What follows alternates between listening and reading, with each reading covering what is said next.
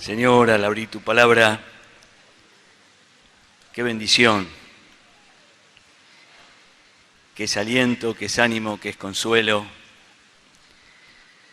Señor, en este tiempo tan especial, como iglesia del Señor, en este desafío de orar por nuestro país, Señor, te agradecemos porque tú eres un Dios fiel. Eres nuestro amparo y fortaleza, nuestra seguridad está en ti. Señor, queremos oídos atentos, Señor, para aprender y con humildad, con sencillez, con sinceridad tuya, vivir una vida cristiana pujante, dinámica, llena de ti, Señor. Muchas gracias. Amén.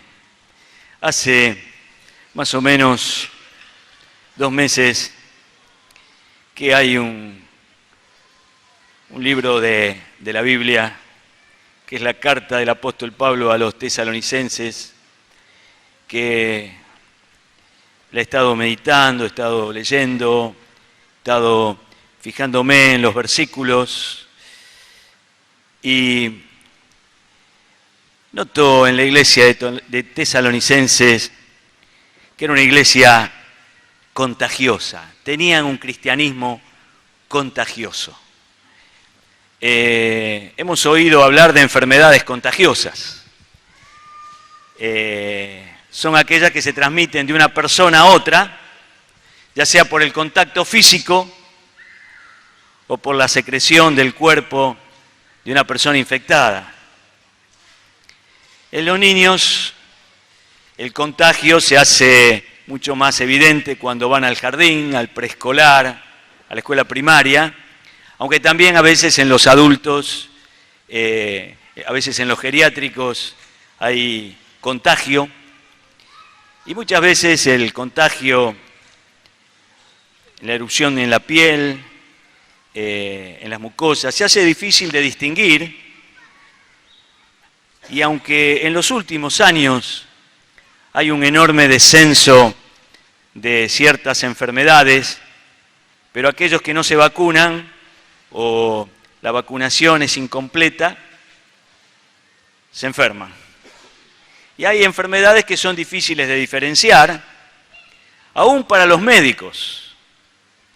A veces uno llevaba a los chicos al médico y te dice escarlatina, pero después dice no, era varicela, después te dice rubiola, sarampión, y al final lo único que te dice está todo brotado, pero no te define que hay enfermedades contagiosas de zonas tropicales y cuando uno tiene que viajar debe vacunarse, fiebre amarilla, el dengue, mal de Chagas, gripe A, malaria, lepra, cólera, hepatitis, meningitis y enfermedades de transmisión sexual. Yo me puse a pensar, ¿qué tan contagioso es mi cristianismo? Pregúntale al lado, ¿sos una persona contagiosa en tu cristianismo? ¿Irradiamos el gozo de Cristo? ¿Tenemos una vida de esperanza antes de la venida de Cristo? ¿Tenemos un amor abundante? ¿Una santidad atractiva? ¿Qué te dijo el de al lado? A veces, no sé si les pasa, podemos pescar enfermedades espirituales contagiosas, el chisme, el negativismo, la falta de perdón, la murmuración, la amargura. A veces te contagian con necedades, con pavadas, con liviandades. Me llama la atención del apóstol Pablo. En Hechos 24, versículo 5 dice, hemos hallado a este hombre que es una plaga. Una plaga es una calamidad pública, es un daño grave, una enfermedad, una abundancia de cosa nociva, que nosotros podamos ser una plaga. llevando a Cristo. Tener una fe infecciosa que transmita vida. ¿Amén? Amén. Gloria a Dios. Contagiate. Primera Tesalonicenses capítulo 1, dice el versículo 3, acordándonos sin cesar delante del Dios y Padre nuestro, de la obra de vuestra fe, del trabajo de vuestro amor y de vuestra constancia en la esperanza en nuestro Señor Jesucristo. La iglesia de Tesalonicenses tenía estas tres características. Y Pablo la remarca, la obra de vuestra fe, el trabajo de vuestro amor, la constancia en la esperanza. Y es muy interesante que cuando en Hechos 17 uno puede observar cómo el apóstol llega a Tesalónica juntamente con Silas, Silvano, y allí Tesalónica era un punto estratégico porque había una ruta que llegaba hasta Roma, había una ruta que llegaba hasta Asia, era un lugar estratégico. Y se arma un alboroto, no hubo una cruzada de fe, no hubo un avivamiento, una campaña evangelística, sino que hubo un alboroto. Por 3 fines de semana, por 3 sábados el apóstol, los 3 días de reposo, él está predicando la palabra y nace la iglesia de Tesalónica y él tiene que huir rápidamente e irse hasta Berea. No es que se quedó años allí, pero la iglesia de Tesalónica era una iglesia de fe, de amor, de esperanza. Y tal es así que dice el versículo 6 del primer capítulo, y vosotros vinisteis a ser imitadores de nosotros y del Señor, recibiendo la palabra en medio de gran tribulación. Ellos recibieron la palabra en medio de gran tribulación, pero la recibieron con gozo del Espíritu Santo. ¿Cómo recibo la palabra de Dios? Qué importante recibirla con gozo del Espíritu. Tal manera que habéis sido ejemplo a todos los de Macedonia y de Acaya que han creído, porque partiendo de vosotros ha sido divulgada la palabra del Señor, no solo en Macedonia y Acaya, sino que también en todo lugar vuestra fe en Dios se ha extendido de modo que nosotros no tenemos necesidad de hablar nada. Era una iglesia contagiosa. Se habían entregado con todo al Señor, habían salido de los ídolos para servir al Dios vivo y verdadero y tenían un cristianismo contagioso. Cuando uno a veces va por la ruta y ve algunas avionetas que están fumigando con plaguicidas, con una serie de sustancias bastante bravas, en algunos casos producen enfermedades. Y uno ve, charlando con alguna gente, dice, hay gérmenes que nos destruyen el sembrado, las futuras cosechas. Siempre me gustaba en el laboratorio a veces hacer soluciones y tomar algunos elementos y arrojarlos a un Erlenmeyer, a un vaso precipitado, alguna sustancia y cambiar de color el lugar y mirar cómo se iba haciendo la reacción y cómo iba hirviendo. Y cuando uno va al médico muchas veces dice esto es un virus, es una bacteria, es un estreptococos. La iglesia de Tesalónica tenía algunos gérmenes que le hacían un cristianismo contagioso. Y en 1 Tesalonicenses capítulo 5 hay algunos gérmenes que nos hacen contagiosos. Y yo lo quiero para mi vida. Es del versículo 16 al 22. Dice, estad siempre gozosos, orad sin cesar, dad gracias en todo, porque esta es la voluntad de Dios para con vosotros en Cristo Jesús. No apaguéis el espíritu, no menosprecéis las profecías, Examinadlo todo, retened lo bueno, absteneos de toda especie de mal. Qué importante es lo que nos dice el apóstol Pablo para ser contagioso. Hay gente sin entusiasmo. ¿Se han encontrado gente sin entusiasmo? No tienen gracia ni para prender una espiral, ni para tocar timbre tienen gracia. No tienen gracia, van ahí, están ahí dando vuelta. Y ante el pesimismo que lo guarda cada día, cae, pero no solamente cae, sino que a veces se hace caer con su negativismo, con su pesimismo a otros. No se necesita una personalidad dinámica para ser contagioso. Hay personas que no son carismáticas, hay personas que ni siquiera son tan comunicativos o extrovertidos, pero su amor por Jesús, su acción de amor por aquellos que están necesitados, enfermos, adictos, niños de la calle, ancianos, han beneficiado, han influido a hacer lo mismo. Y los discípulos contagiosos nos inspiran.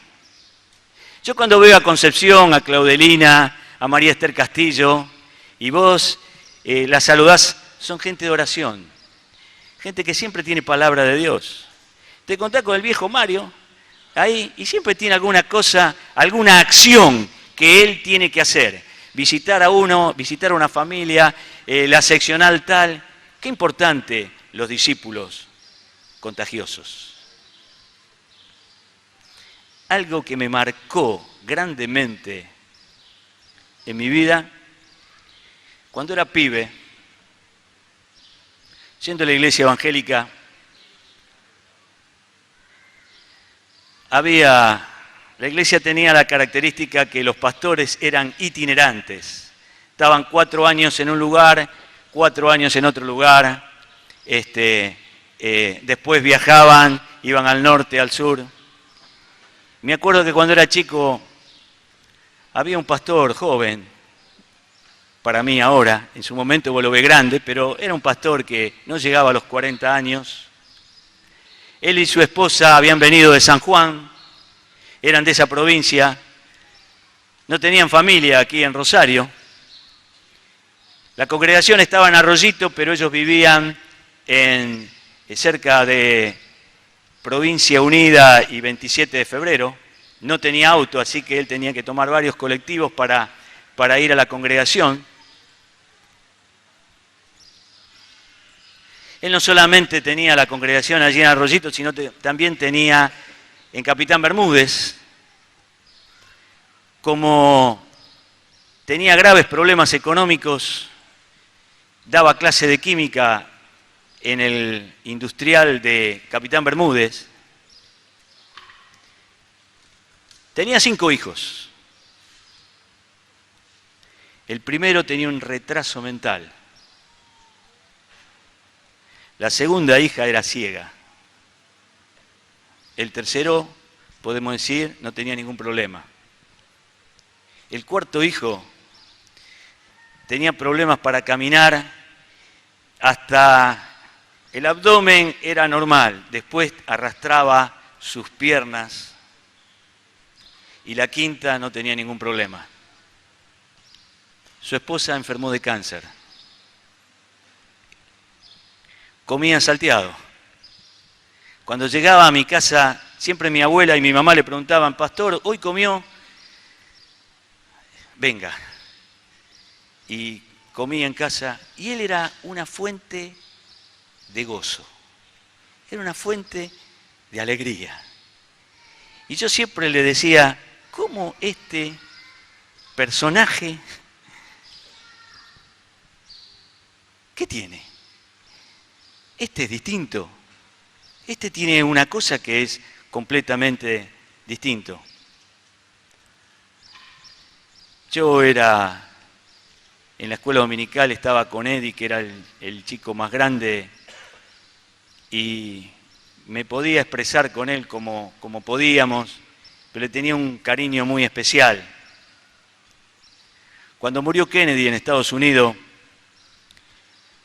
el Lyndon Johnson, algo así, el presidente que era vicepresidente, era evangélico, tomó la presidencia del país y la Iglesia Metodista hizo unos arreglos para que la esposa pueda ser atendida en Estados Unidos.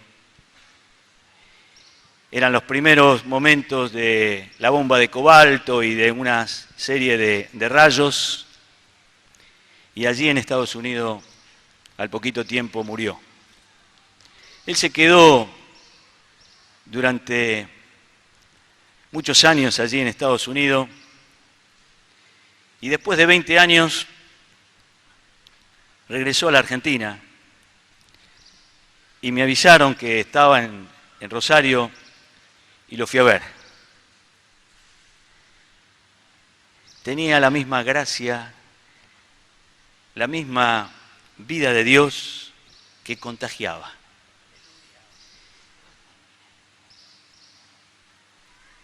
Yo ya no era un pibe.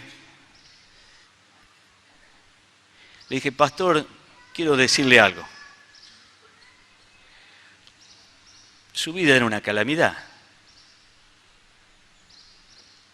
Tenía más problemas, pero problemas serios, terribles.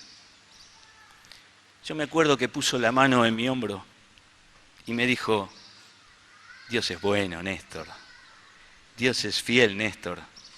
Dice, ¿vos te acordás que fui a Estados Unidos? Mi esposa murió.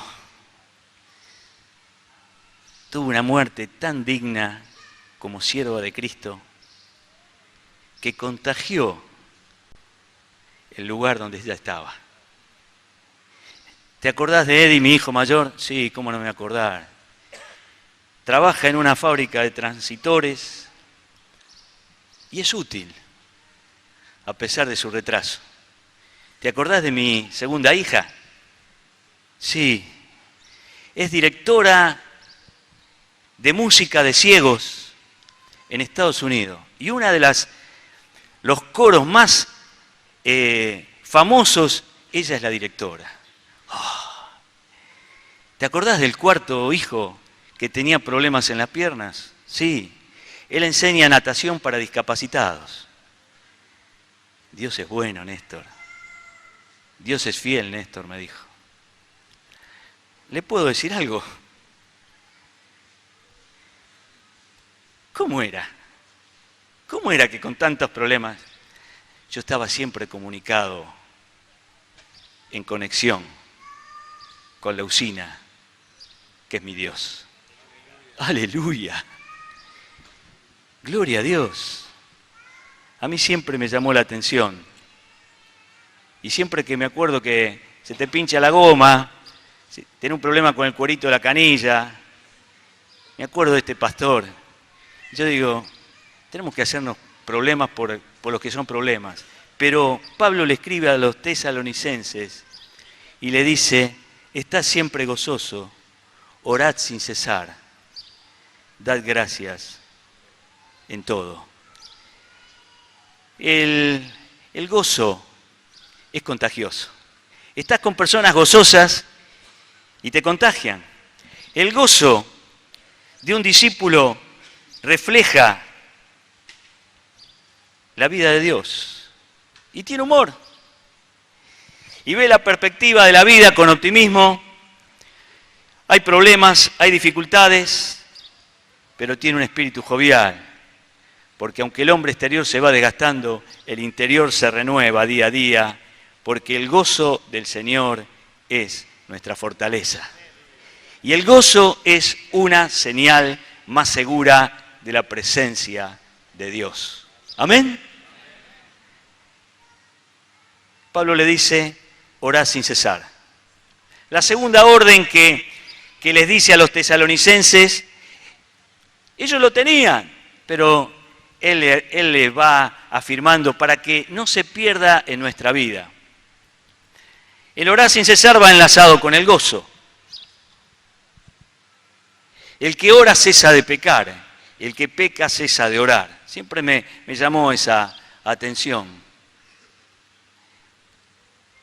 Sin oración nuestro gozo es solamente una sonrisa, es un maquillaje.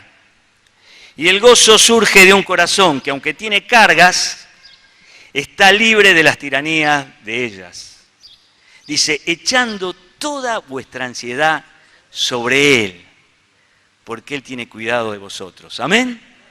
Dice la palabra, por nada estéis afanosos, si no sean conocidas vuestras peticiones delante de Dios, con toda oración y ruego, con acción de gracias. Siempre me llamó la atención, y por eso el orar sin cesar y el gozo van de la mano, cuando Pedro, el apóstol, está en la cárcel, él estaba adentro, bien adentro, con muchas guardias, y dice que la iglesia sin cesar hacía oración por él. Y de tal manera que ocurre el milagro, las cadenas se rompen, Pedro es libertado, va a la casa donde estaba el grupo de oración, allí donde estaba María, la madre de Juan Marcos, donde estaban todos reunidos orando, y dice que cuando Pedro llamó a la puerta, salió a escuchar una muchacha llamada Rode, la cual cuando reconoció la voz de Pedro, de gozo, dice, no abrió la puerta. Estaba tan gozosa, y yo creo que ni le creían. Fue ahí a avisar, che, está Pedro en la puerta. No, mirá, si estamos orando por él, le han metido una serie de guardas. Pero fíjate, el gozo y el orar sin cesar van de la mano. La única manera de estar libre de la esclavitud que producen las cargas es soltarla mediante la oración continua. Orar sin cesar quiere decir enviar nuestras oraciones de fe al Señor con frecuencia, todo el día. Esto es bárbaro. Orar sin cesar es la conversación de un niño con su padre. Es una conversación sencilla. Señor, te alabo por esto. Señor, gracias por esta comida. Señor, tengo esta carga, Señor. Es el orar sin cesar. Iba a la estación de colectivo a buscar a mi hija. Iba por el viaducto Avellaneda. Y le digo, Señor, ahora que voy a la estación de colectivo, dame una persona para que pueda predicarle la palabra. Paré en el semáforo, vino uno que estaba hablando por teléfono. ¡Pum! Yo digo, me puso el baúl en la espalda.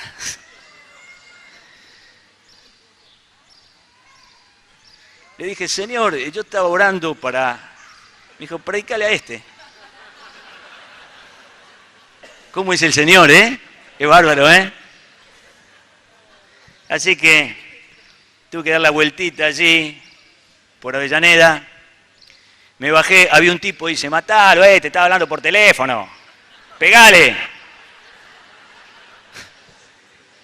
Siempre te animan, ¿viste? Es una barbaridad. Siempre la paz. Así que me bajé. El muchacho estaba temblando, un pibe jovencito. No llegaría ni a 20 años, estaba temblando. Tuve la culpa. Sí, tuviste la culpa. El auto de él lo vi yo, primero vi el auto de él. Tenía... yo digo, ¿cómo estará el mío? Así que llegué, miré. Nada. Me dice, ¿qué le hice? Mirá, no me hiciste nada. Le digo, vos sabés que yo venía orando por vos orando por alguien que le tenía que predicar el evangelio, sos vos. Así que, el tipo estaba ahí y dice, pero estoy muy nervioso, me dijo. Estoy muy nervioso. Bueno, te va a venir bien para los nervios. ¿Cómo es Dios, Tremendo. Escuchamos a Néstor hace 2 semanas tratando el tema de las súplicas. Zacarías 12:10, que él nos indicó que él derramaría espíritu de oración y de gracia. qué importante es la oración. No sé si ustedes eran muy de hacer bromas, pero a veces íbamos a las casas de unos compañeros a estudiar y siempre había uno que le gustaba llamar por teléfono y hacer bromas por teléfono. La familia Gallo, sí. ¿Cómo están los pollitos? Pum, lo cortaba. Pa. Éramos pavos. ¿No es cierto? Porque la edad de pavo a veces... Dice, vamos a llamar a la familia Truco. Familia Truco, sí, quiero retruco. Pum, lo cortaba. Pavote, pero pavote. Qué bueno que Dios no tiene identificación de llamada. ¿Te imaginas Dios con identificación de llamada? Otra vez me llama Turi. Otra vez. ¿Cuál es el problema? Gloria a Dios. ¿No es cierto? Y que tampoco tiene contestador. ¿Viste cuando vos llamás a algún lugar y hay contestador? Qué plomazo, ¿no? Querés hablar y te dice, si viene por algún problema, marque 1. Si no, marque 2, marque 3, marque 4. Mirá si el Señor te dice, por algún problema familiar, marque 1. Por problema económico, marque 2. Por intercesión, marque 3. Por alabanza, marque 4. Y siempre con una música de fondo, ¿no es cierto? Y aparte de todo eso, en algún momento dice, la línea está saturada, empiece vuelta. Gloria a Dios que Dios no es así. Y siempre tiene batería. Gloria a Dios. Y siempre está con crédito. ¡Aleluya! Y tampoco el Señor nos manda buzón de entrada y quedamos allí, ¿no es cierto? Pero qué importante orar sin cesar.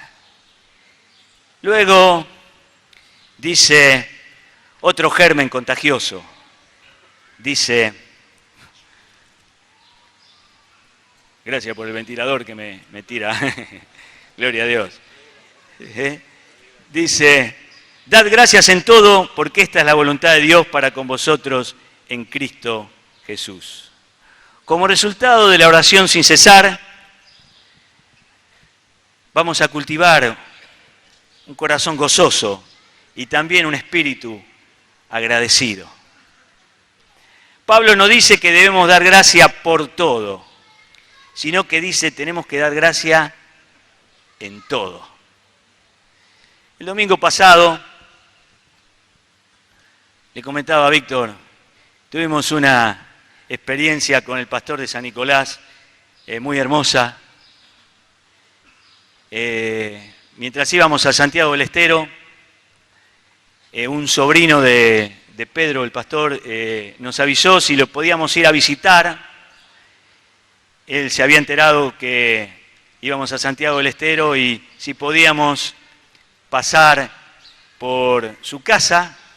Dice, está a 25 kilómetros de la ciudad de Santiago del Estero. Así que, cuando estábamos cerca de Forres, este pueblo, lo llamamos por teléfono. Él dice, bueno, digo, mirá, estábamos en el peaje, bueno, a unos tantos kilómetros, allí yo lo voy a estar esperando. Así que paramos, generalmente en la ruta 34, la mayoría, no todas, pero la mayoría de las ciudades o pueblos o pequeñas aldeas que hay allí están a la izquierda, y este muchacho estaba a la derecha de la ruta, nos esperó y dice, sígame, yo voy con la moto y enseguida vamos a llegar a casa. En lugar de, le digo a Pedro, mirá, no vamos para el pueblo, ¿para dónde vamos? Y nos metimos en un monte. Muy interesante. Digo, vive en el monte. Yo me acordaba de una canción, Al monte iré, lo escalaré, hace muchos años. Y digo, ¿qué pasa acá con el monte Y le decía, siempre tuve una gana de ir a ver todos estos sunchos que hay, todos estos pajonales que hay, si vive gente, no vive gente. lo seguíamos en moto, nosotros en el auto, dimos la vuelta así, entró en un lugar, había unos galpones, un molino, y llegamos a ese lugar. Bajamos, nos recibieron los perros, unas gallinas, había unos chanchitos también por ahí, algunas cabritas que también estaban. Yo digo, qué recibimiento, ¿no es cierto? Yo le digo a Pedro, nunca un Sheraton, nunca un Barrio Martín, nunca. Bueno, y bajamos ahí, fue bárbaro. Dice, quédense a comer, queremos hablar con ustedes, tenemos un problema acá. Dice, la congregación, el pastor se fue y estamos acéfalos acá y nos pusieron a nosotros y nosotros estamos haciendo lo que podemos. Dice, bueno, y ahí lo animamos, lo alentamos. Una pareja jovencita, en medio de la nada, con 3 nenitos. Dice, bueno, quisiéramos que el domingo vengan a tener y compartir la palabra. Por favor, vengan, estamos muy solos. Así que, dice, pero tienen que venir más temprano porque no podemos llegar con el auto. Yo ahí miré, dije, ¿de dónde va? ¿De dónde me metió este? Le digo, Pedro, ¿dónde me metiste? Estuviste orando. Y entonces, el domingo a la mañana, llegamos, dejamos el auto, nos subimos a una camioneta y empezamos a meternos en el monte y nos metíamos. Cada tanto había un lugar y una casa de adobe y veíamos una casa por allí. Y yo le pregunto, ¿y hay algún animal acá? ¿Qué sé yo? Me dice, mirá, hay alguna serpiente, alguna víbora, hay algunas que pican, otras te apretan nomás. Ah, bueno. Ya estoy más seguro. Dice, y más allá detrás del canal, dice, a veces suele haber pumas. Ah. ¿Viste los chicos cuando dicen, vamos a casa? Y nos fuimos metiendo, veíamos algún sulky por ahí, gente de caballo, y enfrente de un canal estaba la iglesia. Eso dice, ahí está la iglesia. Al lado de una escuela que la inauguraron hace poco, una escuela primaria y secundaria, en medio de la nada. Dice, acá está la cancha de vóley. No me pregunten si había pasto. Era una tierra impresionante. Dice, esta es la cancha de fútbol que tenemos. Y acá viene la gente. Y empezamos a escuchar a los hermanos alabar al Señor. Gloria a Dios. Había más gente ahí que en las vigilias nuestras. Qué irónico, Néstor, ¿eh? Terrible. Había más gente en medio de la nada. El que dirigía la alabanza fue algo muy particular. Un hermanazo ahí. Tenía un pescado, ¿cómo se dice cuando están los animales? Embalsamado. Un pescado embalsamado en la mano, con todas las partes, la escama, y él con un destornillador hacía zin, zin, zin, zin, zin, zin. Y había un hermano que tocaba el órgano y otro la guitarra. Tuvimos un tiempo de alabanza, hermano, impresionante, espectacular. Después la hermana que nos albergó en su casa, la chica joven, fue al órgano y comenzamos a cantar, digno eres de gloria, y empezamos a cantar y a alabar al Señor. Y me llamó la atención los hermanos, con qué sencillez, con qué humildad. Una hermana fue a orar por la ofrenda y oró, Señor, bendecí los animalitos que tenemos, que cuando llueva le puedan tener algo para tomar. Y yo le pregunté, pero acá el agua, no, el agua tiene arsénico y no podemos tomar agua. Tiene que venir de la comuna, vienen con camiones cisternas, dejan el agua y se van. Qué bárbaro, ¿no? Lleno de gozo, lleno de alegría. No estaban quejándose porque, mirá, que hace mucho calor, que hace frío, que esto, que el otro, en medio de la nada. Y uno de los hermanos me dijo, hemos aprendido a dar gracias en todo. Llegó, este era el mensaje para mí, de ellos, para mí. Hermanos, Pablo sigue y dice, no apaguéis al Espíritu.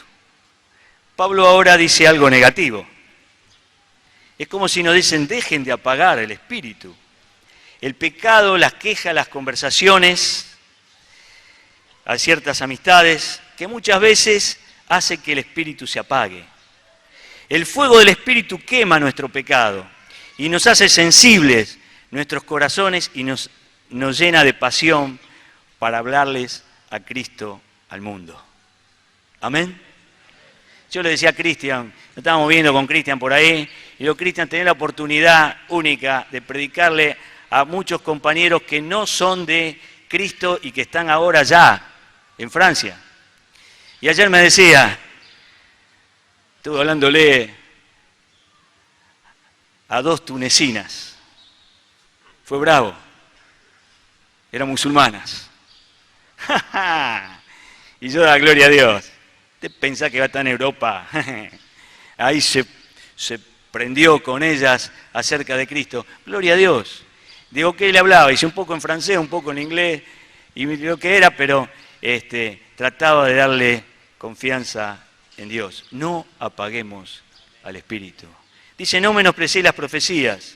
Al parecer los tesalonicenses estaban desdeñaban, o sea, no querían, menospreciaban, porque había falsos profetas. Y el apóstol aconseja al pueblo a volver a Dios, a escuchar la palabra de Dios. Recuerden que en ese momento no estaba el Nuevo Testamento. Y Pablo les dice, examinadlo todo, retened lo bueno. Tenemos que determinar lo que es de Dios y lo que no es de Dios. Esto está de acuerdo a la verdad bíblica, esto está de acuerdo al señorío de Cristo, está sujeto al Señor Jesucristo. Esto da paz. Y Pablo aconseja, dice, después de haberlo examinado todo, retener lo bueno. Muchas veces tenemos que resistir las imitaciones baratas de espiritualidad.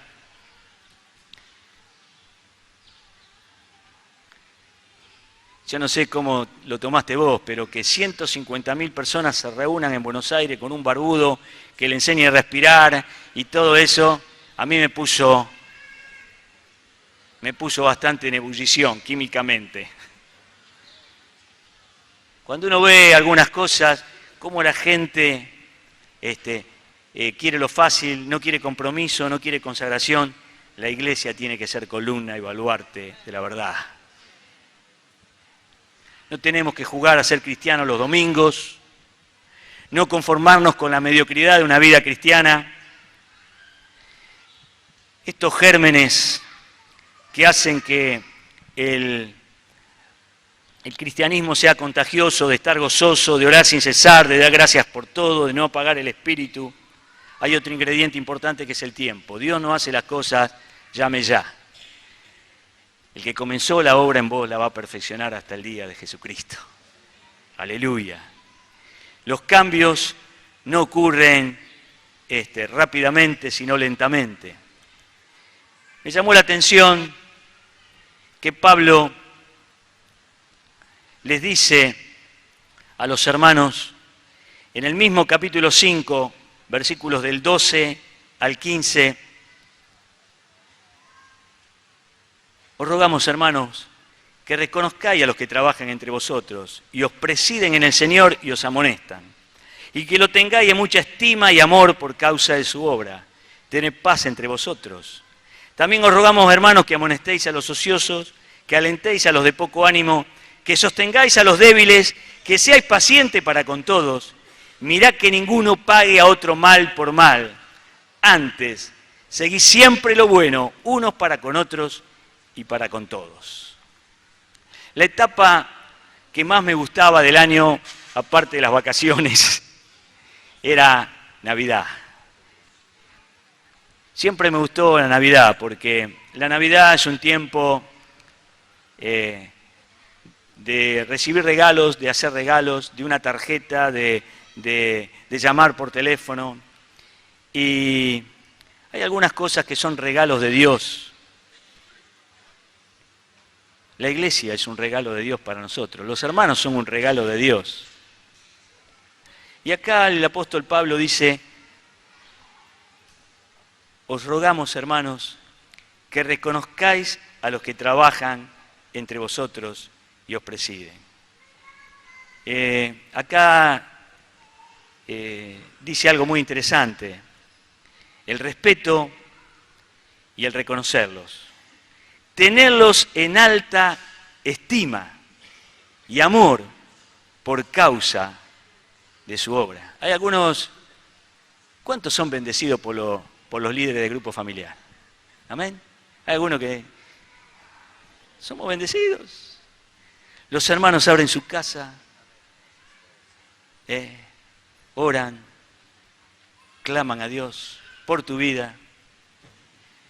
Los hermanos que están en la escuelita dominical, las hermanas, en los preadolescentes los sábados a la mañana, los adolescentes, las hermanas que están paradas mientras nosotros estamos sentados y son las ujieres y los que pusieron la silla esta mañana. Qué importante reconocerlos.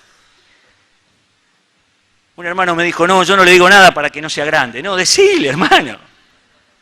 Si él se agranda, el Señor lo va a pinchar y se va a tener el peso justo. Pero animalo, alentalo, consolalo, fortalecelo. Muchas veces reciben ingratitudes, reciben desánimo, reciben también desaliento, crítica. Qué importante animar a los hermanos. Amén. Y reconocerlos, reconocer a los que trabajan entre vosotros. Tenemos que ser un pueblo que reconozca a los que trabajan y a los que presiden. Luego el apóstol dice, tenés paz entre vosotros. Qué importante es vivir en paz. La paz es una persona, la paz es Cristo. Estamos en un mundo convulsionado. En España unos líos allí por el ajuste. Ni te cuento las bombas que han puesto en distintos lados. En Rusia, ayer estaba mirando un noticiero internacional y en Rusia unos líos con el presidente que acá, que allá. Hay un partido de fútbol, una batalla, hay una bataola en una discoteca, en cualquier cosa. La gente está extremadamente violenta, agresiva. Tenés paz. Qué importante vivir en paz. Jesús es nuestra paz. Aleluya. Dice algo muy interesante el versículo 14 de 1 Tesalonicenses 5. También os rogamos, hermanos, que amonestéis a los ociosos. Los ociosos son los indisciplinados. En otra versión dice indisciplinados. Yo digo una versión media rara, ¿no? Pero ellos estaban esperando la venida de Cristo y los hermanos dejaron de trabajar. Y dejaron de trabajar y entonces es muy interesante que Pablo le tiene que exhortar que el que no trabaja no coma. Y el indisciplinado era aquella persona que es como un soldado que marcha fuera del paso. Y los tesalonicenses habían abandonado sus trabajos, habían descuidado sus responsabilidades y Pablo lo tiene que exhortar. Me acuerdo de un hermano que no le gustaba trabajar. Entonces, él un día me preguntó, me dice, ¿está bien que yo visite a los hermanos porque me hace tan bien la bendición que son los hermanos? Sí, le digo, mirá, bueno, después los hermanos se me quejaron, ¿no? Dice, vino fulano a desayunar en casa, después iba a almorzar en la casa del otro, merendaba en la casa de fulano y después cenaba en la casa del otro. Entonces los hermanos, antes que llegara me dice, mirá, este hermano es un problema. Así que cuando va a entrar para el grupo familiar, yo le dije, mirá, detenete un cachito. Y lo fui llevando hasta la puerta de vuelta. Le digo, mira, vos no trabajás y estás viviendo de los hermanos y estás aprovechándote de los hermanos. Y él me empezó a decir versículos bíblicos que me correspondían a mí. Muy bien, qué bárbaro, ¿no? Néstor, vos me tenés que amar como Cristo amó a la iglesia. Pero vos no sos mi esposa, le dije. ¿No es cierto? Y me dijo otros versículos. En esto conocerán que el amor, que yo digo, porque yo te amo, mañana buscá trabajo a la mañana y después vení. Y chao. Pues la palabra dice que tenemos que amonestar a los ociosos. Gloria a Dios. Es un muchacho que aprendió. Terminó bien. Dice que tenemos que alentar a los de poco ánimo. Ustedes vieron que hay gente que no tiene fuerzas y se queda sin fuerzas, y el apóstol Pablo, gracias al Señor, tuvo una serie de hermanos que lo ayudaron en momentos de prueba. Epafrodito, Epafra, Lucas. Onesíforo dice que cuando él estaba preso en Roma, me buscó y me confortó. Qué bueno los hermanos cuando alientan, cuando dan ánimo. David tuvo a Jonatán, que dice que fortaleció sus manos en Dios. Elías lo tuvo a Eliseo.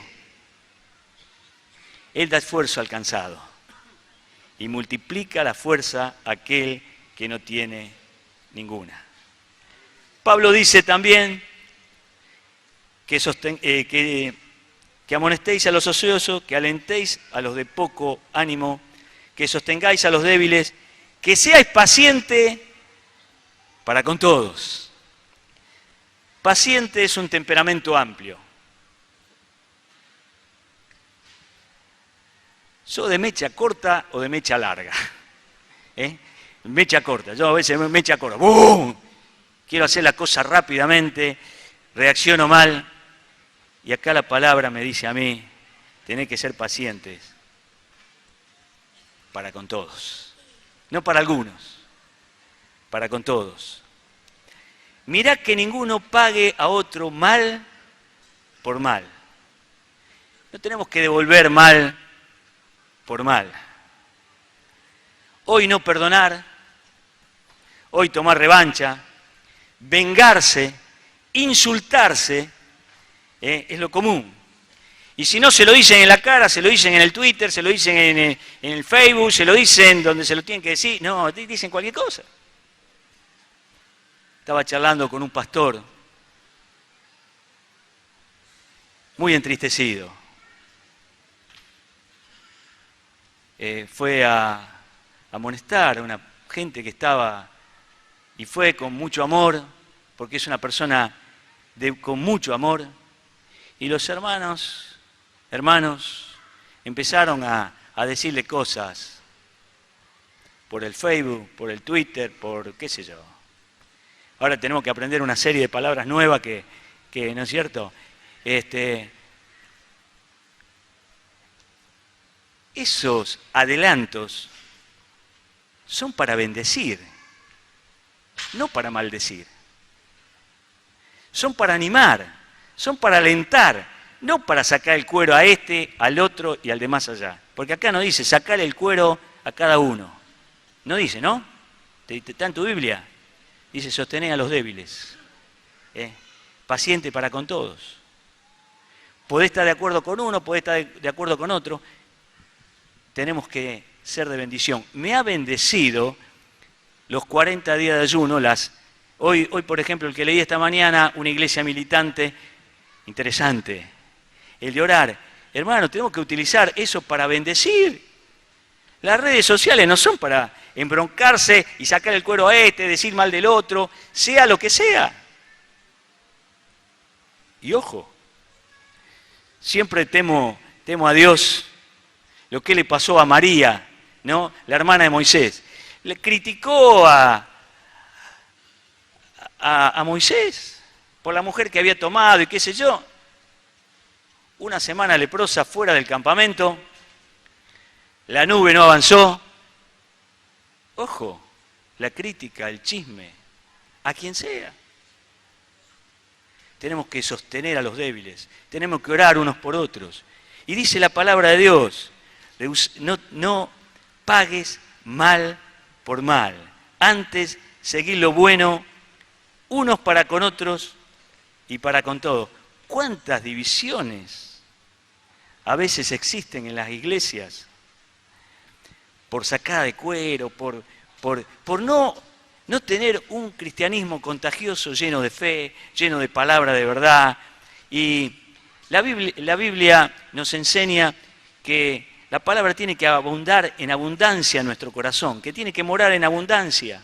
Es importante, cuando yo moro en abundancia y estoy en oración, no entro en queja, no entro en rezongo, no entro en lamentaciones, doy palabra de fe. El Espíritu Santo me hace perdonar, me hace ser paciente. Pero qué bendición es estar en la familia de Dios. Cuando estábamos allí en el monte, un hermano me dijo, no se quedan a comer, yo traje una pata de cordero, la vamos a hacer en el horno ahora. Y otro dice, yo, si sabía que ustedes venían, iban. Digo, no, hermano, tenemos que volvernos.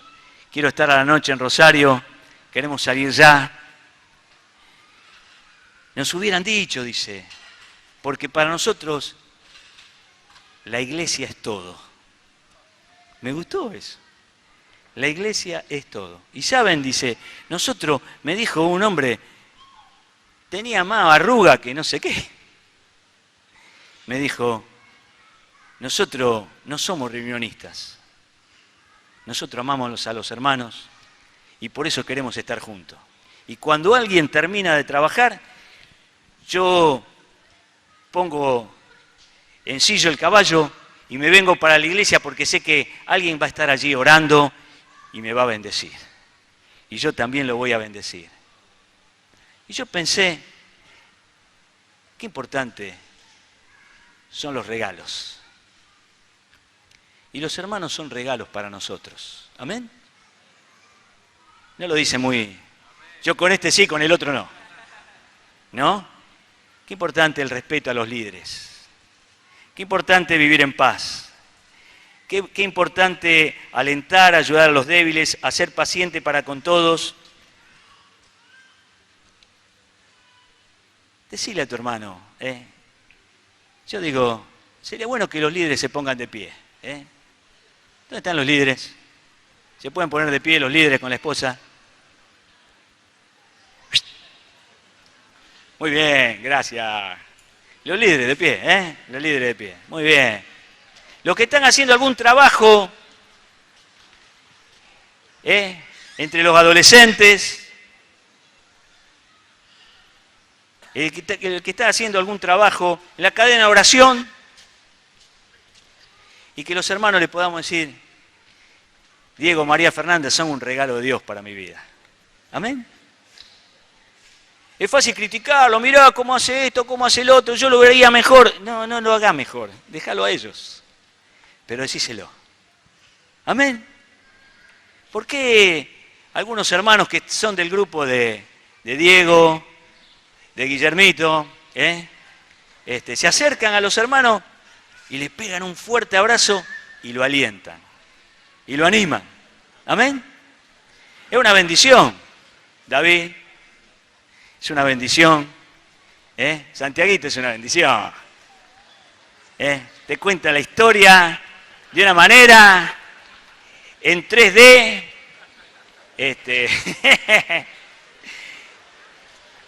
Hugo, Víctor, Néstor, Claudio, Gustavo, son una bendición para mi vida.